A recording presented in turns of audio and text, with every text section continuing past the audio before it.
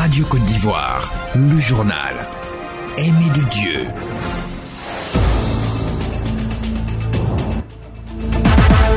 Quelles sont les barrières invisibles qui freinent encore l'accès des femmes aux services financiers en Côte d'Ivoire? La question est au menu d'une étude conduite par le cabinet Genesis Analytic à la demande de l'Agence de promotion de l'inclusion financière avec l'appui du projet d'amélioration de la gouvernance pour la délivrance des services de base aux citoyens. Objectif, mieux comprendre l'impact des normes sociales de genre sur l'inclusion financière.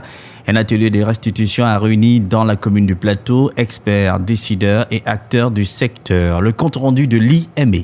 L'étude s'est penchée sur 3 volets, la demande, l'offre de services financiers et les fonctions support. Objectif, comprendre les freins sociaux qui empêchent encore les femmes d'accéder aux services financiers formels. Brou Patrice, directeur par intérim de l'Agence de promotion de l'inclusion financière en Côte d'Ivoire. Le ministère des Finances et du Budget, conscient des enjeux de la prise en compte de la problématique du genre dans l'accès et l'utilisation des services financiers, a commandité ce diagnostic afin de pouvoir spécifiquement cartographier les normes de genre et identifier la relation entre ces normes et l'accès et l'utilisation des services financiers par les femmes. Identifier et comprendre les normes de genre qui influencent le comportement des fournisseurs des services financiers, des décideurs politiques, des régulateurs et autres fournisseurs de fonctions de support tels que les bureaux d'évaluation, de crédit et les réseaux d'agents. Cette étude met en lumière des inégalités persistantes, à savoir faible autonomisation économique des femmes, préjugés au sein des institutions financières et manque de produits adaptés. Marie Latro, conseillère technique, représentant le ministre des Finances et du Budget. Avec l'appui du cabinet Genesis Analytic, recruté pour cette étude qui a démarré le 13 mai dernier,